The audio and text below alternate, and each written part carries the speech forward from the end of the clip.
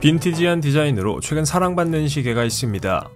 PRX라는 모델인데 흔치 않은 모양 덕분에 인기를 얻고 있죠. 이 시계를 만든 회사는 바로 스위스 출신의 시계 브랜드 티쏘인데요. 알고 보면 1853년 창립되어 오랜 역사를 자랑하며 현재는 해밀턴이나 오리스 등과 함께 중저가 시계의 대표 브랜드이자 사회초년생들이 사랑에 맞지 않는 가성비 뛰어난 브랜드로 인식되고 있습니다. 과연 티쏘의 숨은 역사와 재미있는 사실들은 무엇이 있을까요? 티쏘는 스위스의 르로끌에서 샤를 페리시엔 티쏘와 그의 아들 샤를 에밀 티쏘에 의해 창립되었습니다. 원래는 매우 작은 규모로 시작되었지만 1853년 세계 최초로 회종시계를 대량 생산하게 되면서 회사의 규모가 커지기 시작했죠. 재밌는 건 당시 티쏘가 성장할 수 있었던 이유가 바로 러시아였다는 건데요. 1917년 10월 혁명이 터지기 전까지는 의외로 러시아가 티쏘의 주요 시장이었다는 건 좀 놀라운 사실이네요. 한때 티쏘의 슬로건은 전통을 통한 혁신가들이었습니다. 혁신이라는 단어를 회사의 슬로건에 내걸 만큼 새로운 시도들을 해왔죠. 1929년 세계에서 처음으로 항자기성 손목시계를 만들거나 시계 생산에서 잘 쓰이지 않는 플라스틱, 돌, 자개, 나무 등의 소재를 가지고 시계를 만들기도 했습니다. 이 정도면 혁신을 외칠만 하죠. 티쏘의 로고를 보면 이니셜인 T와 십자가가 그려져 있음을 확인할 수 있습니다. 빨간 바탕의 하얀 십자가는 스위스의 국기로 스위스 출신 시계임을 자랑하는 거나 마찬가지라고 할 수 있죠. 유명한 시계 브랜드인 오메가, 원래 티쏘와 인연이 깊었다는 사실을 알고 계시나요? 잘나가던 티쏘는 1930년대 오메가와 합병됩니다. 원래부터 파트너십을 맺고 있었던 두 회사는 1929년 경제대공황의 여파로 티쏘가 어려워지자 결국 합병을 결정하게 되었죠. 하지만 이후 쿼츠 파동으로 인해 오메가가 스와치에 합병되고 티쏘도 같이 스와치 그룹 소속이 됩니다. 저렴한 가격임에도 불구하고 나름 괜찮은 성능을 내줄 수 있는 게 이런 역사 덕분이 아닐까 싶습니다. 2022년 시계시장 점유율 순위에서 티쏘는 롤렉스와 오메가, 론진, 파텍 필립, 까르띠에와 리차드 밀에 이어 7위를 차지하고 있습니다. 원래는 6위였지만 리차드 밀이 치고 올라오면서 한 계단 내려왔죠. 심지어 훨씬 더 좋은 시계라고 평가받는 태그 호이어나 IWC 같은 시계들보다도 점유율이 높습니다. 예거르 쿨투르나 브레게, 바쉐론 콘스탄틴 같은 하이엔드 시계들도 시장 점유율로는 티쏘를 이기지 못합니다. 그만큼 많은 사람들이 구매하고 사용하는 시계라는 이야기가 되겠죠. 그렇다면 티쏘의 대표 모델은 어떤 것들이 있을까요? 저는 PRC 200 모델이 가장 먼저 떠오르는데요. 60에서 70만원대의 가격에 괜찮은 디자인, 높은 브랜드 인지도가 아마도 이 모델이 인기 있는 이유가 아닐까 합니다. 티쏘의 대표 쿼츠 크로노그래프 모델로 현재는 신형 디자인이 출시되고 있죠. 만약 조금 다른 크로노그래프 모델을 원한다면 꾸뜨리의 모델도 나쁘지 않은 선택입니다. 티쏘의 또 다른 대표 모델이라고 한다면 드레스워치인 르로크를 꼽을 수 있을 겁니다. 티쏘가 생겨난 지역의 이름을 따 만들어진 이 시계는 100만원 이하의 기계식 시계 중 대표 모델로 많은 사랑을 받고 있죠. 최근에는 PRX가 등장하면서 티쏘의 대표 모델이 갱신되는 느낌이긴 합니다. 지금은 스마트워치가 많이 보급되어 길거리에서 손목시계를 터치하는 게 놀랍지 않은 일이죠. 하지만 1999년 당시 터치를 할 수 있는 손목시계는 나름 놀라운 발명품이었는데요. 바로 티쏘의 T터치 이야기입니다.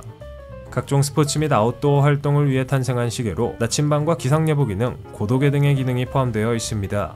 지금의 스마트워치보다 기능은 훨씬 더 적었지만 당시에는 아마도 충격적인 느낌이었을 겁니다. 중저가 시계의 대표 브랜드로 많은 인기를 끌고 있는 티쏘, 하지만 앞으로 스마트워치와의 경쟁력 문제가 있습니다. 이는 비단 티쏘의 문제뿐만이 아닌 모든 시계 브랜드의 고민인데요. 일례로 처음 애플워치가 등장했을 때 롤렉스를 제외한 모든 시계 브랜드들은 후발주자라 할 수 있는 애플워치의 매출액을 따라잡힌 사례가 있습니다. 현재 애플워치는 롤렉스의 매출도 추월했죠. 기술 발달에 따라 앞으로 스마트워치의 생산 비용은 줄어들고 가격은 더 저렴해지면서 스마트워치를 구매하는 소비자들이 많아질 것으로 예상되는데요. PRX의 사례를 보면 티쏘는 사람들을 매혹시킬 만한 디자인으로 승부를 보려는 게 분명합니다. 스마트워치가 인기를 끌고 있지만 이 시계를 손목 위에 올려보면 하나쯤은 사고 싶게 되니까 말입니다. 누군가 티쏘를 보고 은혜 가격으로 얻어지는 금의 가치라고 말했던 것처럼 합리적인 가격은 덤이라고 할 수 있죠. 티쏘가 앞으로 어떤 길을 걸어가게 될지 기대가 되는 순간입니다. 스위스가 아닌 다른 지역에서 만들어지는 시계를 찾아보긴 쉽지 않습니다. 하지만 그럼에도 그런 시계들이 몇몇 존재하는데 한때는 미국에서 탄생한 해밀턴 워치도 그랬죠. 우리에게는 인터스텔라 시계로 잘 알려진 이 브랜드는 재미있게도 미국 출신이지만 지금은 스위스에서 그 명맥을 이어가고 있는데요. 중저가 시계에서 확고한 인지도를 가진 해밀턴의 숨은 역사와 재미있는 사실들은 무엇이 있을까요? 해밀턴은 1892년 미국 펜실베니아주 랭카스터에서 창립되었습니다. 당시 미국에서는 스위스에서 생산된 시계 부품들을 수입해 재조립하는 방식으로 주로 시계를 만들었죠. 한마디로 스위스가 시계 산업을 독점하고 있던 상황이었는데요. 몇몇 미국인들은 자국 시계 브랜드를 만들자는 목소리를 내기 시작했고 펜실베니아주의 몇몇 시계 부품 제조사들이 연합해 설립한 것이 바로 해밀턴입니다. 해밀턴은 원래 콜롬비언이라는 이름을 가질 뻔했지만 당시 이미 등록되어 있던 이름이라 다른 이름을 정해야만 했습니다. 스코틀랜드에서 미국으로 건너와 랭카스터 마을을 세운 해밀턴가의 이름을 따서 브랜드 이름을 짓게 되었지요. 재미있게도 스위스에서 생산되는 시계 브랜드 중 영어로 이름이 지어지는 브랜드는 몇 없는데 몇 안 되는 하나가 바로 해밀턴입니다. 해밀턴은 미국의 철도와 함께 성장했습니다. 해밀턴이 창립되던 시기에는 이미 미국의 대륙횡단 철도가 건설되어 기차가 동부와 서부를 오가며 미국 대륙을 가로지를 때였습니다. 당시 철도기관사들은 정확한 기차의 출발, 도착 시간을 위해 오차없는 시계가 필요했지만 좋은 시계로 인정받던 스위스 시계는 가격이 비쌌지요. 철도회사들은 저렴하고 정확한 시계가 필요했는데 미국 내에서 생산되던 해밀턴이 딱이었습니다. 덕분에 해밀턴은 미국 출신의 성공한 시계 브랜드로 이름을 알릴 수 있었죠.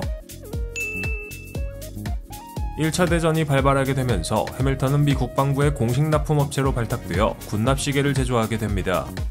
이와 더불어 1917년부터 손목시계도 생산하게 되었는데요. 기존의 회중시계보다 시간을 확인하기 편리한 손목시계를 찾는 이들이 늘게 되었기 때문입니다.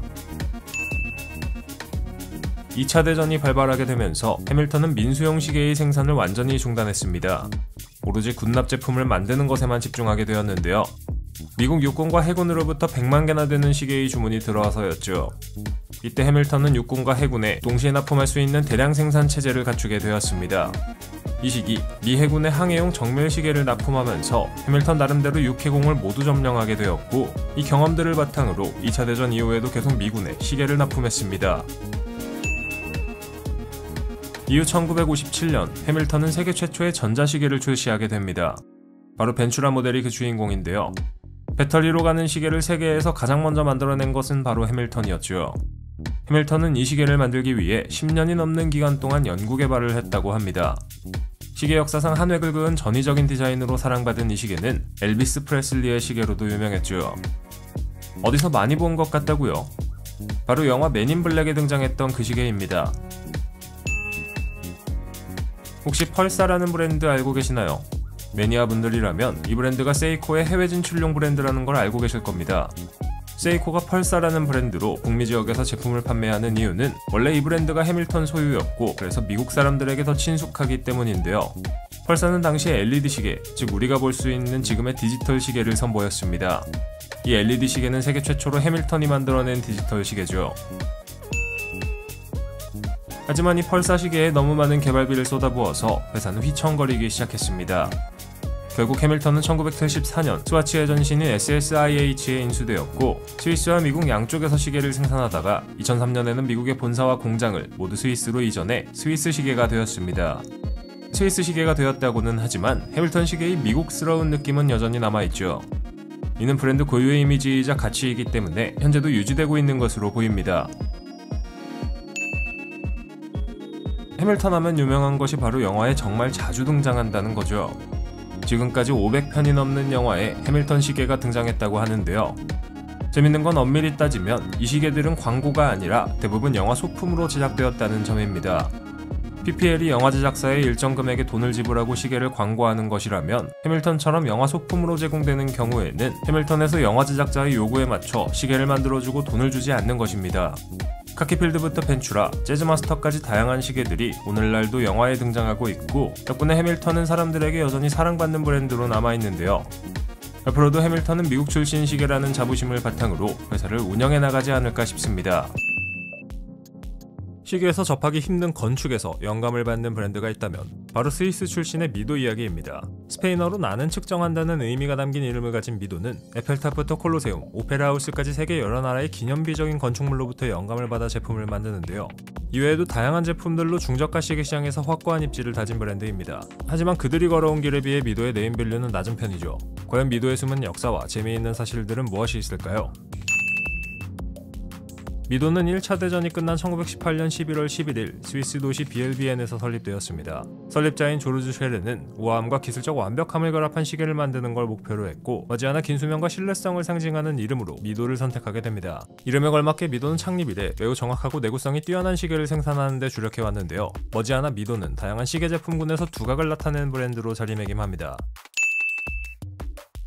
조르주 쉐렌이 미도를 창립한 뒤 그의 동생 앙리 쉐렌이 1924년 회사에 합류해 미도의 판매를 돕게 되고 덕분에 조르주 쉐렌은 최고의 시계를 만드는 데에만 집중할 수 있었습니다. 재밌는 건 앙리 쉐렌이 미도에 합류하기 전 오메가에서 5년을 일한 뒤 미도로 넘어왔다는 점인데요. 역시 같은 스와치 그룹이라 그런지 역사를 봐도 뗄래야 뗄 수 없는 사이네요. 미도와 시티즌이 의외로 연관이 있다는 점 알고 계시나요? 창립된 지 10여 년이 지난 1920년대 후반과 1930년대 초반 시티즌은 재정적으로 어려움을 겪고 있었습니다. 이 문제를 해결하기 위해 1932년 시티즌은 미도 시계를 수입하던 스위스 무역회사를 인수했고 1933년에는 스위스 기계와 공구를 직접 구매해 시계를 생산했죠. 당시에 시티즌 시계가 2차 대전이 끝날 때까지 미도 시계의 복제품이나 다름없었다는 사실이 놀랍습니다. 한마디로 의도하진 않았지만 미도가 시티즌을 살려낸 셈이죠. 미도하면 떠오르는 대표 모델은 바론첼리부터 오션스타까지 다양한 모델들이 있지만 그중 하나만 꼽으라면 단연코 멀티포트가 대표 모델이라고 해도 과언이 아닙니다. 멀티포트 시계는 2차 대전 중인 1934년 처음 등장했으며 미도의 역사를 통틀어 가장 오랜 기간 동안 만들어진 시계 모델 중 하나로 이름을 알리고 있습니다. 출시 당시에는 자동 와인딩과 방수, 항자성, 충격 방지 기능 등이 결합된 말 그대로 혁신적인 기능을 갖춘 시계였는데요. 덕분에 멀티포트는 튼튼한 내구성을 자랑하는 모델로 자리 잡았으며 캐나다 공군에 납품되면서 파일럿들의 사랑을 받았습니다. 현재는 과거부터 이어져 온 모델들의 새로운 기술과 디자인을 도입하면서 여전히 인기를 얻고 있죠.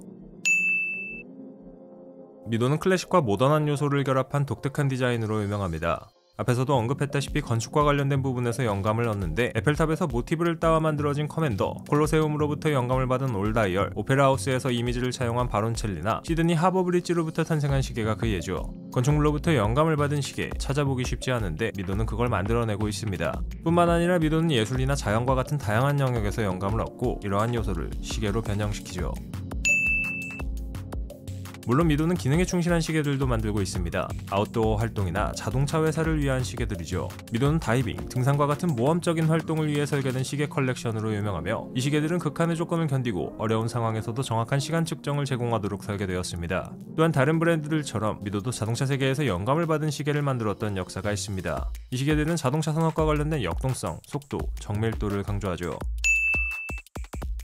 미도의 대표적인 자동차 시계 중 하나가 바로 1920년대부터 1930년대까지 부가티를 위해 소량 제작된 시계입니다. 부가티의 설립자 에토레 부가티가 특별 주문한 이 시계는 큰 성공을 거뒀고 이후 미도는 벤츠부터 쉐보레와 피아트까지 자동차 브랜드를 위한 다양한 시계를 만들게 됩니다. 부가티는 못 사니 저 시계라도 사고 싶다고요? 2021년 한 경매에서 34만 달러, 하나로 4억 9천만 원 정도에 팔렸습니다. 구매하고 싶다면 돈 많이 벌어야겠네요. 미도의 오션스타, 누가 봐도 다이버워치 같이 생긴 이 시계는 최대 600m 방수를 자랑하며 소비자들의 마음을 사로잡고 있습니다. 그런데 원래 오션스타는 다이버 시계가 아니었다는 사실 알고 계시나요? 1959년 처음 등장했을 당시에만 해도 방수성과 내구성이 뛰어난 드레스워치 혹은 스포츠워치의 느낌이 더 강했습니다. 하지만 1970년대부터 다이빙 스포츠가 대중화되면서 미도는 오션스타를 아예 다이버워치 컬렉션으로 내놓게 되었죠. 다른 브랜드의 다이버워치들이 탄생한 배경과는 좀 대조적이네요. 미도는 오래된 역사와 유산을 자랑하는 시계 브랜드지만 의외로 사람들에게 잘 알려지지 않았습니다. 하지만 알려지지 않은 그 기간 동안 미도는 계속 같은 모습을 유지해 왔습니다. 미도의 창립자가 그랬던 것처럼 놀라운 시계를 합리적인 가격에 제공해오고 있죠. 현재는 스와치 그룹의 산하 브랜드로 티소 그리고 해밀턴과 함께 접근 가능한 럭셔리의 대표 시계 브랜드로 사랑받는 미도. 과연 앞으로 어떤 모습을 보여주게 될까요?